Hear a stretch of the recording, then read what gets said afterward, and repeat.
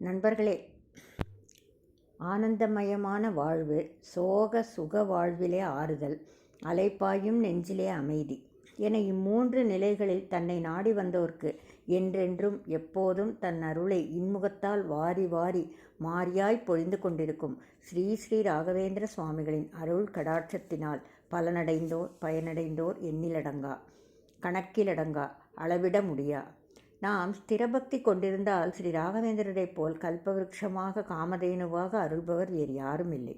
அந்த மந்திராலய மகான் ஸ்ரீ ராகவேந்திரர் தனக்காக அமைத்து கொண்ட பிருந்தாவனத்துள் தான் பிருந்தாவன பிரவேசத்திற்கு முன்பு சொல்லியவாறு 700 ஆண்டுகள் ஜீவனுடன் இருந்து நம்மை எல்லாம் ரட்சிக்கிறார் என்பதில் சிறிது மையமில்லை. நண்பர்களே, பிரம்மதேவனின் பூஜைக்கு சங்குகர்ண தேவதை, அதாவது ஆதிசேஷனின் புத்திரன் என்றும் சொல்வர். குறித்த நேரத்தில் புஷ்பம் கொண்டு செல்லாததால் பிரம்மதேவனின் சாபம், அதாவது வரம் பெற்று பூமியில் ஜனனம் செய்தார். கிருதயுகத்தில் ஸ்ரீ பிரகலாதராய் அசுரர் குலத்தில் பிறப்பெடுத்து ஸ்ரீமன் நாராயணன் மீது அதீத பக்தி பூண்டு அந்த பக்தியின் மூலமாக ஸ்ரீ நரசிம்மரே அவதாரம் எடுத்து ஹிரண்யகசிபுவை வதம் செய்த பின்னர் ஸ்ரீ நரசிம்மர் பிரகலாதரிடம், நீ பெற்ற சாபத்தினால் இப்பூமியில் அசுரர் குலத்தில் பிறந்து பலவித துன்பங்களை அனுபவித்து விட்டாய். இன்றோடு உன் சாபங்கள் நிறைவுற்றன. எனவே நீயும் என்னுடன் வைகுண்டத்திற்கு வந்துவிடு என்று கூற ஸ்ரீ பிரகலாதர், என் மக்களை இங்கு வருந்த விட்டு நான் மட்டும் எப்படி வைகுண்டம் வருவது? நான் இன்னும் சில காலம் இருந்து எல்லா மக்களையும் என்னுடன் வைகுண்டத்திற்கு அழைத்து வருகிறேன் சுவாமி என்றார். பிறகு ஸ்ரீ பிரகலாதர் துவாபர யுகத்தில் பால்கீகராக அவதாரம் எடுத்தபோது மகாபாரத போரினால் மற்றும் அவரின் குறுகிய அவதார காலத்தால் மக்களை அழைத்து போக முடியவில்லை. அடுத்து அவரது கலியுகத்தின் 3வது அவதாரமான ஸ்ரீ வியாசராஜ அவதாரத்தின் போதும் விஜயநகர பேரரசின் மீது அக்கறை கொண்டு ஸ்ரீ கிருஷ்ணதேவராயன் காலத்திற்கு பிறகு அந்த பேரரசின் அழிவை சந்தித்து அதை ரட்சிக்கவே அந்த அவதார காலம் போதுமானதாக இருந்தது. எனவே அடுத்த அவதாரமான ஸ்ரீ ராகவேந்திரர் அவதாரத்தில்தான் அவகாசம் அவருக்கு கிடைத்து தான் ஸ்தூல சரீரத்துடன் இருந்த 76 ஆண்டுகள் போதுமானதா இல்லை என்றும் இன்னும் 700 வருடங்கள் பிருந்தாவனத்துள் ஜீவனுடன் வாசம் செய்து உலக மக்களை பக்தியில் ஆழ்த்தி வைகுண்டத்திற்கு அழைத்துச் செல்வதாக உறுதியளித்து நமக்காக அவர் 72 தேவதா மூர்த்திகளை தியானம் செய்து கொண்டு இன்னும் அமர்ந்திருக்கிறார். அவர் பிருந்தாவன பிரவேசமாகி 353 வருடங்கள் முடிந்துவிட்டது. இன்னமும் 347 வருடங்கள் மீதமுள்ளன. அந்த 347 வருடங்களுக்குள் நாம் நம்மை பக்தியில் ஆழ்த்தி ஸ்ரீ சுவாமிகளுடன் வைகுண்டமேக தயார்படுத்தி கொள்ள வேண்டும். நண்பர்களே, நாம் ஒவ்வொரு வியாழனன்றும் நம் பக்தி சிந்தனா சேனலில் பகிர்ந்து அளிக்கும் குரு வாரம் குரு மகிமை தலைப்பில் இன்றும் நம் வீடியோ எண் 103 மூலமாக சில மகிமைகளை காண்போம் வாரீர். பிஞ்சு குழந்தையிடம் ஸ்ரீ ராகவேந்திர மகிமை. 1972 ஹொசூர் இந்தியன் வங்கியில் எழுத்தாளராக பணிபுரிந்து வந்தார் ஸ்ரீ வே. சவுந்தரராஜன் என்பார். ஸ்ரீ ஸ்ரீ ராகவேந்திர சுவாமிகள் மீது பக்தி இல்லாவிடினும் பொதுவான பக்தியுடையவர். பூஜை புனஸ்காரம் எல்லாம் அனுஷ்டித்து வருபவர். இவரின் 2வது பிள்ளையின் பெயர் நாராயணன் என்பது. அப்போது அவனதுக்கு வயது 4. பாவம் நாராயணன் பிறந்ததிலிருந்தே மூக்கிலும் தொண்டையிலும் சளி பிடித்து இருமலும் சேர்ந்து அக்குழந்தையை பாடாய்படுத்தியது. வங்கியில் பணிபுரியும் தந்தையும் ஈன்றெடுத்த தாயும் சும்மா இருப்பார்களா? பல டாக்டர்களிடம் சிகிச்சைக்கு அழைத்துச் சென்றனர். ஆனாலும் பிறந்ததிலிருந்து அக்குழந்தையின் 2 ஆண்டுகள் வரை இத்தொந்தரவினால் அவதிப்பட்டு கொண்டேதான் இருந்தது. இது போதாதென்று அக்குழந்தைக்கு காது வேறு கேளாது. சிறுவயதிலே காது கேளாதவர்கள் பெரும்பாலும் ஊமைகளாகவும் இருப்பார்கள். பிறந்ததிலிருந்தே செவிடாக இருந்தால் நாம் என்ன பேசுகிறோம் என்பது எப்படி அவர்களுக்கு தெரியும்? அம்மா, அப்பா, தாத்தா போன்ற சொற்களை எல்லாம் நாம் சொல்லித்தந்து அல்லது நாம் பேசுவதை குழந்தைகள் கேட்டு கேட்டு பின்னர் தான் மழலையிலே பேச துவங்கும். நாராயணனுக்கு காது கேளாததனால் ஊமையாகவும் இருந்தான். ஹா ஹூ என்று சொல்வதோடு சரி, நன்றாக காது கேட்டு இடையில் செவிடாக இருந்தால் கூட வார்த்தைகளும் பேசும் மொழியும் கேட்காவிட்டால் கூட அந்த செவிடருக்கு அதெல்லாம் பரிச்சயமாக இருக்கும். ஆனால் குழந்தை நாராயணனுக்கு தன்னை ஈன்றெடுத்தவளுக்கு அம்மா என்று பெயர் என்பது கூட தெரியாது. தம்பதியர் இருவரும் தன் மகனை நினைந்து வருந்தி கொண்டிருந்த போது அவர்கள் ஒசூரில் ஒரு மாதவ பாட்டியின் வீட்டிற்கு குடிமாறினார்கள். இவர்களின் நிலை அறிந்த அந்த பாட்டி வீணையோடு கூடிய ஸ்ரீ ராகவேந்திரரின் படத்தை கொடுத்து வியாழக்கிழமை தோறும் புஷ்பம் சாற்றி தீபம் ஏற்றி வழிபடச் சொல்லி அன்புடன் கொடுத்தார். ஆனாலும் கூட சவுந்தரராஜனுக்கு இதிலே அவ்வளவு விருப்பம் இல்லை. பார்க்காத டாக்டரா, செய்யாத வைத்தியமா, வேண்டாத கடவுளா, ராகவேந்திரரை வணங்குவதால் மட்டும் அப்படியே தன் மகனுக்கு சரியாகிவிடப் போகிறதா என்று அஸ்வாரஸ்யமாய் விட்டுவிட்டார். ஆனால் அவரின் துணைவியார் வியாழக்கிழமைதோறும் ஸ்ரீ ராகவேந்திரரை பயபக்தியுடன் வழிபடலானார். அடுத்த 3வது வாரத்தில் ஸ்ரீ ராகவேந்திரரை வழிபடாத திரு சௌந்தரராஜனுக்கு ஒரு கனவு. கனவினிலே வந்தவர் அருளுருவான ஸ்ரீ ஸ்ரீ ராகவேந்திர சுவாமிகள். ஸ்ரீ ராகவேந்திரர் இவரது இல்லத்து பூஜையறையில் இருந்த ஸ்ரீதேவி பூதேவியருடன் வீற்றிருந்த ஸ்ரீ சென்னகேசவ பெருமாளுக்கு துளசி தளங்களால் ஸ்ரீ விஷ்ணு சகஸ்ரநாமத்தால் பூஜை செய்ய ஆரம்பிக்கிறார். 1008 விஷ்ணுவின் நாமாவையும் ஸ்ரீ ராகவேந்திரரின் கணீர் என்ற குரலால் அர்ச்சிப்பதை கேட்கும் பாக்கியம் சௌந்தரராஜனுக்கு கிட்டியது. கனவினிலே என்றாலும் கூட அதற்கும் பாக்கியம் செய்திருக்க வேண்டுமல்லவா? ஸ்ரீ ராகவேந்திரரின் பூஜையை இவரது மனைவியும் குழந்தையும் கூட பார்த்து கொண்டிருந்தனர். கற்பூர ஹாரத்தி முடிந்த பின்னர் திரு சௌந்தரராஜனை ஸ்ரீ ராயர் அவர் அருகே அழைக்க இவரும் பவ்யமுடன் சென்று நின்றார். குழந்தையை அழைத்து தன் மடிமேல் கிடத்தி கொண்டு சர்க்கரையால் ஆன பிரசாதத்தை அக்குழந்தை நாராயணனுக்கு ஊட்டிவிட்டு அவனை தூக்கி நிறுத்தி இவனுக்கு பேச்சு வந்துவிடும் என்பது போல் சைகையால் ஸ்ரீ ராயர் ஆசீர்வதித்ததும் கனவும் முடிந்தது. திடுக்கிட்டு எழுந்த சௌந்தரராஜன் கடிகாரத்தை பார்த்தார். அதிகாலை மணி 5 கூடிய நிலை. அவரால் அந்த கனவிலிருந்து மீளவே முடியவில்லை. அந்த மாத்வ பாட்டி கோதாவரி அம்மாவின் கால்களில் வீழ்ந்து நடந்தவற்றையெல்லாம் மெய்மறந்து கூறினார். குடும்பத்தோடு மந்திராலயம் சென்று வாருங்கள், உங்களுக்கு ராயரின் அனுகிரகம் கிட்டிவிட்டது என்று அவர் சொன்னதும் அவ்வாறே ஒரு நல்ல நாளில் மந்திராலயத்திற்கு குடும்பத்தோடு சென்றார். முதல் நாள் ஊமையான தன் மகனையும் நன்கு குளிக்க வைத்து ராயரை சேவித்து தக்க பிரதட்சிண நமஸ்காரம் செய்தனர். காலையில் பிரதட்சிணம் செய்த சௌந்தரராஜன் மதியம் அறைக்கு சென்றவர் மாலை நேர பிரதட்சிணத்திற்கு வராமல் விட்டுவிட்டார். ஏதோ கனவில் வந்தது, ஆனால் அது நிஜத்திலும் நிகழுமா என்றே சௌந்தரராஜனுக்கு தோன்றிக் கொண்டிருந்தது. அதனால் காலையில் பிருந்தாவனத்தை வலம் வந்தவர் மாலையில் செல்லாமல் தங்கிவிட்டார். குழந்தை நாராயணனும் அவன் தாயாரும் ஸ்ரீ ராயரை தொழுவதற்காக சென்றனர். தன் மகனின் நிலை குறித்து விசனத்துடன் அறையில் அமர்ந்திருந்த சௌந்தரராஜனை நோக்கி மாலை சுமார் 6 மணிக்கு ஒரு கையில் எதையோ ஏந்தியவாறு மறுகையில் குழந்தையோடும் அறக்க பறக்க தன் மனைவி வருவதைக் கண்டு என்னவோ ஏதோ என்று அவருக்கு திகிலாகிவிட்டது. இந்தாருங்கள், இதை பிடியுங்கள். என்ன இது? தீர்த்தம், புனிதமான தீர்த்தம், சீக்கிரம் அருந்துங்கள் என்று மனைவி கொடுத்ததும் அப்படியே அருந்தினார்.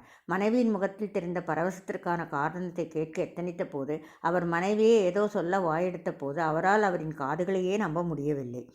தனக்கு அருகில் மிக அருகிலிருந்து அப்பா என்று அழைக்கும் குழந்தையின் குரல் கேட்டு திடுக்கிட்டார். மீண்டும் அப்பா அப்பா என்ற குரலை கேட்டதும் அவ்வாறு விழிப்பது தன் மகன்தான் என்று தெரிந்ததும் குழந்தையை தூக்கி நாராயணா நாராயணா என் செல்லமே என்று உச்சி முகர்ந்த ஆனந்த கண்ணீர் விட்டார். அவன் பிறவியிலேயே செவிடாகவும் ஊமையாகவும் இருந்ததனால் அப்பா அம்மா என்ற பெயர்கள் கூட அவனுக்கு தெரியாத ஒன்றுதானே. அப்படி இருக்க அப்பா என்று நாராயணன் அழைத்த போது அப்படியே நெகிழ்ந்து போய்விட்டார். என்ன ஆச்சரியம், என்ன ஆச்சரியம்! இந்த ஆச்சரியம் எப்படி நிகழ்ந்தது? வருடக்கணக்கில் பேசாத நம் குழந்தை எப்படி இப்படி மாறியது? சொல்கிறேன் சொல்கிறேன் என்றவாறு அவர் மனைவி சொல்ல ஆரம்பித்தார். நான் நம் குழந்தையை வைத்துக்கொண்டு ஸ்ரீ ராகவேந்திர பிருந்தாவனத்தை சுற்றி கொண்டிருக்கும் போது 9வது சுற்றின் போது பிருந்தாவன வாயிற்படி அருகே ஒரு முதியவர் நல்ல தேஜஸோடு காவி உடுத்திய வண்ணம் கையில் கமண்டலத்துடன் நின்றிருப்பதை கண்டேன். அப்புறம் என்னவாயிற்று? சீக்கிரம் சொல். அவர் என்னை அருகே அழைத்தார். அழைத்ததோடு, அம்மா, உன் பையனுக்கு பேச்சு வர வேண்டும், அதற்காகத்தானே சங்கல்பம் செய்து கொண்டு தொழுது வருகிறாய் என்று கேட்டதும் ஆமாம் சுவாமி என்றேன். உடனேயே நம் குழந்தைக்கு பேச்சு வந்து விட்டதா? இல்லை, அவர் தன் கையில் இருந்த கமண்டலத்திலிருந்து தீர்த்தத்தை கொடுத்து 3 முறை குழந்தைக்கு ஊட்டச் சொன்னார். பின்னர் எண்ணெய் அருந்தச் சொன்னார். பின்பு அறையிலேயே இருக்கும் உங்களுக்கும் தர கையிலே தீர்த்தத்தை கொடுத்தார். அதைத்தான் உங்களுக்கு கொண்டு வந்து தந்தேன். குழந்தை எப்போது பேசினான் என்று சொல்லவில்லையே. தீர்த்தத்தை அருந்திய உடனேயே நம் குழந்தை என்னை பார்த்து அம்மா என்றான். நான் அப்போது அடைந்த மனநிகழ்ச்சிக்கு கேட்கவா வேண்டும்? என்னை அழைத்ததோடு அந்த பெரியவரையும் தாத்தா என்று அழைத்தான். நாங்கள் இருவரும் அவரை வணங்கி உங்களிடம் ஓடி வந்தோம். சரி சரி, அறையை பூட்டு, நாம் இப்போது அவரிடம் ஓடுவோம் வா. எனக்கு கனவிலே காட்சி, உனக்கும் குழந்தைக்கும் நேரிலேயே காட்சி. அப்பா குரு ராகவேந்திரா என்றவாறு மூவரும் மீண்டும் பிருந்தாவனத்திற்கு ஓடினர். ஆனால் அந்த பெரியவர் தான் அங்கே இல்லை. பிருந்தாவனம் முழுக்க தேடினர். இன்னமுமா அவர் அங்கேயேவா இருப்பார்? அவர் வந்த வேலைதான் முடிந்துவிட்டதே. இவர்கள் தேடுவதை வைத்து ஒரு சிலர் என்ன ஏதென்று கேட்டபோது நடந்ததை கூறியதும், ஆஹா, கொஞ்சம் முன்பு நீங்கள் தீர்த்தம் வாங்கினீர்களே, அது ராயரா? அப்போது எங்களுக்கு தெரியாமல் போய்விட்டதே என்று அந்த அம்மையாரையே தொழ ஆரம்பித்து விட்டனர். அந்த பிராகாரத்தில் கூடியிருந்தோர். இதன் பின்பு அந்த நாராயணனுக்கு இருந்த சளி, இருமல் போன்ற அனைத்தும் இருந்த இடம் தெரியாமல் போய்விட்டது. பின்னர் கொஞ்சம் கொஞ்சமாக திக்கி திக்கி பேச ஆரம்பித்த நாராயணன் நாளடைவில் நன்கு பேச ஆரம்பித்தான். பின்னர் அவனுடைய 25வது வயதில் English typewriting higher, Tamil lower முடித்து தர்மபுரியில் ஒரு ஃபேக்டரியில் நாராயணன் பணிபுரிந்து வந்தார். திரு சௌந்தரராஜனுக்கு இதன் பின்பு உத்தியோக உயர்வு பெற்று திருப்பதியில் போஸ்டிங். திருமலை வாசனை பூஜிக்கும் அர்ச்சகர் வீட்டிலேயே ராமர் கோயில் தெருவில் அவர் குடியிருந்தார். தினமும் ஸ்ரீனிவாசர் பிரசாதம். இதன் பின்பு மீண்டும் குடும்பத்தோடு மந்திராலயம் சென்று வந்தனர். திரு சௌந்தரராஜனுக்கு மீண்டும் ஒருமுறை ஸ்ரீ ராகவேந்திரர் தரிசனமும் தந்தார். மேலே கண்ட இந்த நிகழ்ச்சியை பற்றிய குறிப்பு செப்டம்பர் 1994 ஞானபாரதி இதழில் உள்ளது. திரு சௌந்தரராஜன் அவர்களின் புகைப்படத்துடன் அவரே கூறுவதைப் போல பிரசுரமாகி இருக்கிறது. இந்த நிகழ்ச்சியை படித்தபின் ஸ்ரீ குருராஜரின் மீது இன்னமும் அளப்பரிய பக்தி ஏற்படுவதுடன் ஒரு சிலருக்கு அந்த ஞானபாரதி இதை படிக்க வேண்டும் என்று தோன்றின. ஒரு சில மாதங்களே வெளிவந்திருந்தாலும் கடைசி சில இதழ்களில் ஸ்ரீ ராகவேந்திர விக்கிரகம் மற்றும் பிரார்த்தனை கிளப் போன்ற விஷயங்கள் வியாபார நோக்குடன் இடம்பெற்றிருந்ததால் தான் அந்த இதழ் தொடர்ந்து வரவில்லை என்று ஒரு சிலர் அபிப்பிராயம் தெரிவித்தார்கள். ஏனெனில் ஆன்மீக இதழை நடத்துவது என்பது மிகவும் சிரமமான காரியம் என்பது மறுப்பதற்கில்லை. ஆயினும் ஏதோ ஒரு காரியத்தால் அந்த இதழ் தடைப்பட்டுள்ளது. சரி, இனி நிகழ்ச்சிக்கு வருவோம். பிருந்தாவனத்திலே ராயர் பிரத்யட்சமாக தரிசனம் தருவதை நிரூபிக்கும் இன்னொரு நிகழ்ச்சி தான் இந்த நாராயணன் நிகழ்ச்சி. இடர்களை களையும் குருராஜர் தம் பக்தர்கள் இருவர் இடர்பாடுகளுக்கிடையில் சிக்கிக்கொண்ட போது எவ்வளவு அழகாக காக்கிறார் என்பதையும் சேர்ந்தே காணவிருக்கிறோம். இடர்களை கடைகின்ற குருராகவேந்திரர். ஹூப்ளி. அபரஞ்சி என்ற ஒரு ஆடிட்டர், நல்ல குருராஜர் பக்தர். இவர் வீட்டிலிருந்து தனது அலுவலகத்திற்கு மோட்டார் சைக்கிளில் சென்று வருவது வழக்கம். நான் அலுவலகத்திலிருந்து இன்ன மணிக்கு திரும்பி வருகிறேன், சாப்பாடு ரெடியாக இருக்கட்டும், நான் வந்தவுடன் வெளியில் புறப்பட வேண்டும் என்று தன் வீட்டில் கூறிவிட்டு காலையில் தன் அலுவலகத்திற்கு புறப்பட்டு சென்றிருந்தார். அலுவலகம் செல்லும் முன் குருராஜரை தொழுத பின்பே செல்லும் வழக்கமுடையவர். அன்று குறிப்பிட்ட நேரத்திற்கு வேலைகளை முடித்துக்கொண்டு கையில் 4000 ரூபாய் தொகையை எடுத்துக்கொண்டு மோட்டார் சைக்கிளில் வீடு நோக்கி பயணித்து கொண்டிருந்தார். ஒரு வளைவினில் திரும்பும்போது சரியாக பிரேக் பிடிக்காது வண்டி நிலை தளர்ந்து சறுக்கி வண்டி ஒரு புறமும் குருராஜா என்றவாறு அபரஞ்சி ஒரு புறமும் உருண்டு சாய்கின்றனர். அபரஞ்சியால் எழுந்திருக்க கூட முடியவில்லை. பையில் வைத்திருந்த 4000 ரூபாய் பணக்கட்டு தனியே விழுந்து கிடக்கிறது. சற்றைக்கெல்லாம் அபரஞ்சிக்கு தான் எப்படி இருக்கிறோம் என்பது கூட தெரியவில்லை. கொஞ்ச நேரத்திற்கெல்லாம் அபரஞ்சியின் வீட்டில் டெலிஃபோன் ஒலிக்கிறது. வீட்டில் உள்ளவர் எடுத்து செய்தியை கேட்டு அதிர்ச்சியாகின்றனர். தொலைபேசி செய்திப்படி பாட்டீல் நர்சிங் ஹோமிற்கு விரைகின்றனர். அபரஞ்சியை கண்டு எப்படி ஆகியது என்று வினவுகின்றனர். தாம் விழுந்ததுதான் நினைவிருக்கிறது, இங்கே எப்படி வந்தோம் என்பது கூட தெரியவில்லை என்கிறார். யார் அழைத்து வந்து விட்டிருப்பார்கள் என்று அறிய ரிசப்ஷன் கவுண்டருக்கு சென்று விசாரித்த போது ஆச்சரியம் மேலும் கூடுகிறது. வண்டியின் சாவி, பணம் 4000 ரூபாய் போன்றவற்றையும் அபரஞ்சியை அழைத்து வந்தவர் கொடுத்துவிட்டு சென்றிருக்கிறார் என்பதோடு இல்லாமல் வீட்டிற்கு கூட நர்சிங் ஹோமிலிருந்து இவர்கள் ஃபோன் செய்யவில்லை என்பதையும் அவரேதான் அதற்குள் ஃபோன் செய்திருக்கிறார் என்பதையும் அறிந்த போது மேலும் பிரமிப்பாகியது. நீங்கள் ஃபோன் செய்யவில்லை என்றால் யார் செய்திருப்பார்கள்? திரு அபரஞ்சி அவர்கள் பகிர்ந்த விசிட்டிங் கார்டை பார்த்து உங்களுக்கு ஃபோன் செய்யலாம் என்று ஃபோனுக்கு அருகில் செல்லும் போதே நீங்கள் பதற்றத்துடன் ஓடி வந்து அபரஞ்சியை பற்றி கேட்டதை பார்த்து எங்களுக்கே ஆச்சரியமாகத்தான் இருந்தது என்றனர் ரிசப்ஷனில் இருந்தோர். வந்தவர் எப்படி இருந்தார், என்ன சொன்னார் என்று நினைவிருக்கிறதா? எப்படி இருப்பார் என்று சட்டென்று சொல்ல முடியவில்லை. திரு அபரஞ்சி வண்டியிலிருந்து தானே விழுந்து மயங்கி கிடந்தார் என்று சொன்னார். வண்டியின் சாவியையும் பையிருந்த பணத்தையும் எங்களிடமே தந்துவிட்டார். நீங்கள் யாரென்று அவரை கேட்கவில்லையா? கேட்டோமே. முதலில் இவரை அட்மிட் செய்து முதலுதவி தாருங்கள், இவர்கள் வீட்டிலிருந்து இப்போது வந்து விடுவார்கள், நானும் இங்கே தானே இருக்கப் போகிறேன் என்றதும் நாங்களும் சரியென்று இருந்துவிட்டோம். கொஞ்சம் பாருங்களேன், இங்கே எங்காவது அவர் இருக்கிறாரா என்று. ரிசப்ஷனில் இருந்தவர்கள் சுற்றி சுற்றி பார்த்துவிட்டு அவரை காணவில்லை என்று வந்தார்கள். பின்னர் சில நாட்களில் அபரஞ்சியும் நன்கு உடல்நிலை தேறி வீட்டிற்கு வந்தார். கடைசி வரை அவருக்கும் மர்மமாகவே இருந்தது. என்னால் அந்த புண்ணியவானை மறுபடியும் பார்க்க முடியுமா குருராஜா? நீதான் யாரையோ அனுப்பி என்னை காப்பாற்றியிருக்கிறாயப்பா, இது மனித செயலே அல்ல என்று மனதுக்குள்ளே விம்மிக்கொண்டார். இந்த நிகழ்ச்சி இப்படியே இருக்கட்டும். இப்போது வேறு நிகழ்ச்சியை காண்போம். 1990 நவம்பர் முதல் வாரம். பல ஆண்டுகளுக்கு பிறகு சென்னையில் அடைமழை. தொடர்ந்து 3 நாட்களுக்கு அடி என மழை அடித்தவாறு இருந்தது. சென்னையும் சென்னை மக்களும் திணறிக் கொண்டிருந்தனர். மரங்களும் சாலையோர பெயர் பலகைகளும் பழைய கட்டிடங்களும் விழுந்தவாறு இருந்தன. திருவல்லிக்கேணி ஸ்ரீமடத்தின் பின்புறம் அங்கு பணிபுரிவோருக்கான குடியிருப்புகள் இருக்கின்றன. சிங்கராச்சாரி தெரு வரை இது செல்கிறது. குடியிருப்புகள் எல்லாம் கொஞ்சம் பழமையானது தான், ஆனால் இடிந்து விடக்கூடியது அல்ல. அந்த குடியிருப்பின் மாடிப்பகுதியொன்றில் CAவிற்கு படிக்கும் 2 மாணவர்கள் தினந்தோறும் அங்கு படித்து வந்தனர். அனுதினமும் நள்ளிரவு வரையிலும், சில சமயம் அதிகாலை 2-3 மணி வரையிலும் கூட படித்து வந்தனர். மழையும் காற்றும் அவர்களுக்கு பொருட்டாக இல்லை. இருவரும் கருத்தூன்றி படித்து வந்தனர். அவன்று நள்ளிரவையும் தாண்டி அதிகாலை 2 மணி வரை படித்தனர். நேரம் போனதே தெரியவில்லை. இன்னமும் படித்திருப்பார்கள். ஆனால் 2 மணிக்கு மின்சாரம் தடைப்பட்டதால் படுத்துவிட்டனர். அடாது பெய்த மழையும் அப்போதுதான் ஓய்ந்திருந்தது. அதிகாலை 3 மணி இருக்கும். யாருமே எதிர்பார்த்திராத ஒரு சப்தம்.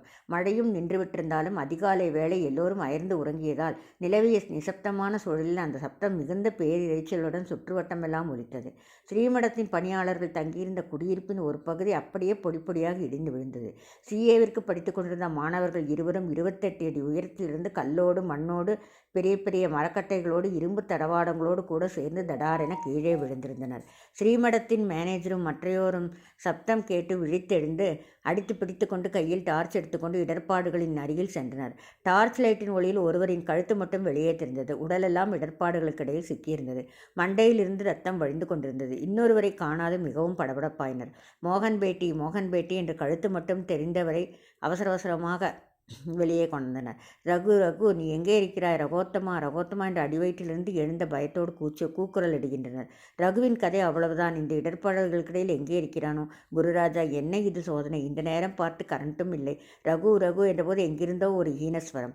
இவர்கள் கொஞ்சம் நிசப்தமாகி குரல் வந்த இடத்தை அடையாளம் கண்டனர். முழு உருவமும் தெரியாமல் கட்டிடத்தின் இடிந்த பாகங்கள் மேலே விழுந்து விட்டிருந்தது. மிக மெல்ல ஒவ்வொன்றாக எடுத்து ரகோத்தமனையும் வெளியே இழுத்தனர். உடலெல்லாம் இரத்த காயங்கள். மண்டையிலிருந்து ரத்தம் கொட்டுகிறது. இருவரையும் மடத்திற்கு தூக்கி வருகிறார்கள். ஸ்ரீமடத்தின் மேனேஜர் ஆம்புலன்ஸுக்கு ஃபோன் செய்ய நம்பரை தேடுகிறார். கிடைக்கவில்லை. ஐஸ் ஹவுஸ் போலீஸ் ஸ்டேஷனுக்கு ஃபோன் செய்து ஆம்புலன்ஸை அனுப்ப ஏற்பாடு செய்யுமாறு சொல்லி ஃபோனை கீழே வைப்பதற்கும் வாசலில் ஆம்புலன்ஸ் வந்து நிற்பதற்கும் சரியாக இருந்தது. குருராஜா, இது என்ன அதிசயம் என்று ஆச்சரியத்தை இருவரையும் ஆம்புலன்ஸில் ஏற்றி ராயப்பேட்டை ஆஸ்பத்திரிக்கு விரைகின்றனர். ஆம்புலன்ஸ் ஆஸ்பத்திரிக்குள் நுழைந்ததும் கரண்ட்டும் வருகிறது. மழையும் மீண்டும் கொட்ட ஆரம்பிக்கிறது. மிக சரியான நேரத்தில் கொண்டு சேர்த்ததனால் இருவரும் உயிர் பிழைக்கின்றனர். சிகிச்சைக்கு பின் சில நாட்களில் வீடு திரும்புகின்றனர். இருவரும் CAவை நல்ல முறையில் முடித்து இப்போது ஒரு ஆடிட்டராகவும் இன்னொரு நல்ல வேலையிலும் இருக்கின்றனர். திருவல்லிக்கேணி ஸ்ரீமடத்தில் வெகுகாலமாய் கைங்கரியம் செய்து வருபவர் சத்யநாராயண ராவ் என்பவர். அவரின் குமாரர் தான் ரகு என்னும் ரகோத்தமன். சென்ற நிகழ்ச்சியில் அபரஞ்சி என்னும் ஆடிட்டரை பற்றி பார்த்தோம் அல்லவா? அவரின் அக்கா மகன்தான் மோகன் பேட்டா என்னும் இன்னொருவர். இப்போது 2 நிகழ்ச்சிகளையுமே ஒப்பிட்டு பாருங்கள். அபரஞ்சி நிகழ்ச்சியிலும் விபத்து, இந்த நிகழ்ச்சியிலும் விபத்து. அபரஞ்சியை ஆஸ்பத்திரியில் பத்திரமாக சேர்த்து அவர் வீட்டிற்கு ஃபோன் செய்தது யாரென்று தெரியவில்லை.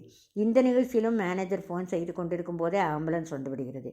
எப்படி வந்தீர்கள் என்று அவர்களிடம் கேட்டபோது சற்று முன்பு யாரோ ஃபோன் செய்தார்கள், அதனால் வந்தோம் என்றார்கள். அவர்களுக்கு ஃபோன் போன நேரமும் இங்கே கட்டிடம் விழுந்ததும் ஏறக்குறைய சரியாக இருந்தது. என்ன ஆச்சரியம் பாருங்கள். அபரஞ்சி, ரகோத்தமன், மோகன் பேட்டா மூவருமே ஸ்ரீ ராகவேந்திரன் மீது ஸ்திரபக்தி உடையவர்கள். இப்படி பக்தி கொண்டவர்களுக்கு இதை போன்ற இன்னல்களை கொடுத்துதான் காப்பாற்ற வேண்டுமா?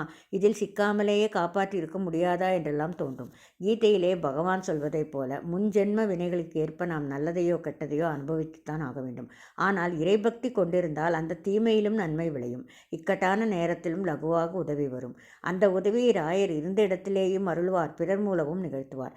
தானே நேரிலோ கனவிலோ ஆஜராகியும் காத்தருள்வார் என்பதற்கு இதுவரை அநேக இடங்களில் பல நிகழ்ச்சிகளை நாம் கண்டு வருகிறோம்.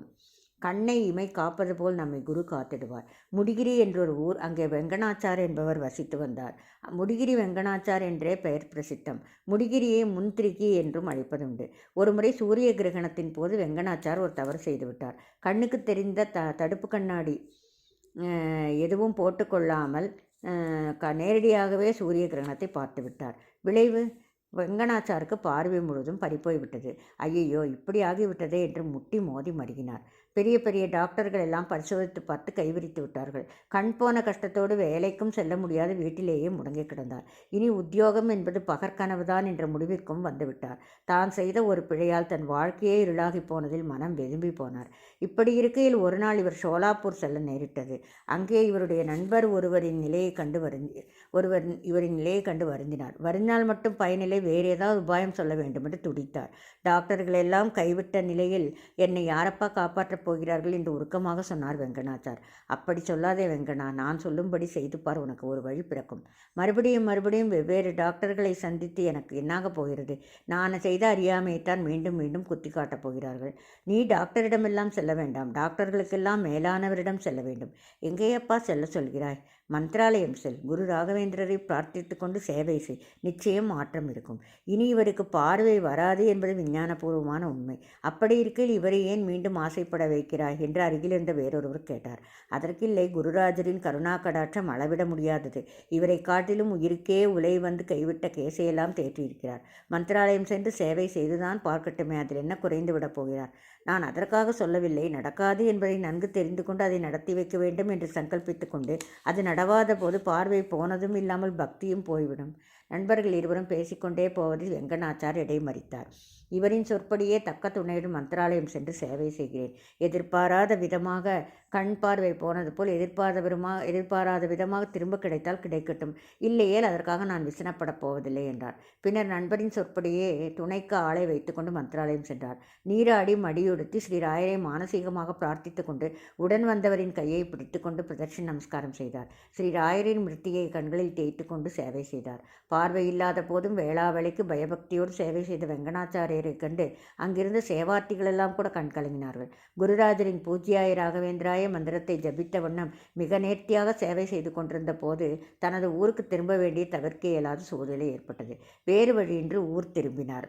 டாக்டரிடம் செக்கப் செய்து தான் பணிபுரியும் இடத்தில் ரிப்போர்ட் தர வேண்டிய கட்டாயம். மந்திராலயம் சென்றும் வெங்கடாச்சாருக்கு மனம் உளைச்சல் தீரவில்லை. இடையிலேயே திரும்பி வந்ததில் மேலும் அது அதிகமாகத்தான் ஆகியது.